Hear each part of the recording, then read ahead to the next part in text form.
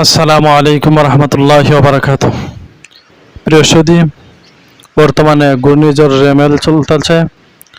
আমরা এই ঘূর্ণিঝড়ের ক্ষেত্রে এই দোয়াগুলো বেশি বেশি পড়ব, যে এই দোয়াগুলো রাসূল সাল্লাল্লাহু আলাইহি ওয়াসাল্লাম পাঠ করতেন। 1 নম্বর, আল্লাহুম্মা হাওয়ালাইনা ওয়ালা আলাইনা। হে আল্লাহ, আপনি আমাদের থেকে এই বিপদ ফিরিয়ে নাও এবং আমাদের উপর দিও না। হাদিসটি বুখারী শরীফের মাঝে আছে।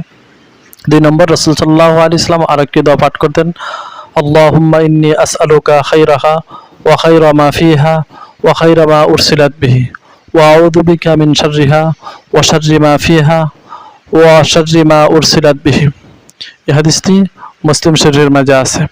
3 নম্বর, রাসূল সাল্লাল্লাহু আলাইহি ওয়াসাল্লাম আরেকটি দোয়া পাঠ করতেন, সুবহানাল্লাযী ইউসাব্বিহুর রা'দু বিহামদিহি ওয়াল মালাইকাতু মিন খিফাতিহি। এই হাদিসটি রাসূল সাল্লাল্লাহু আলাইহি ওয়াসাল্লাম মুয়াত্তার মাঝে নিয়ে আসা হয়েছে।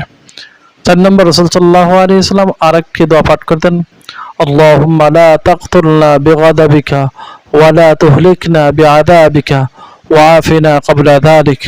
আল্লাহ তাআলা আমাদেরকে আমল করার তৌফিক দান করুন। ওয়া আখির দাওয়ানা আলহামদুলিল্লাহি রাব্বিল আলামিন।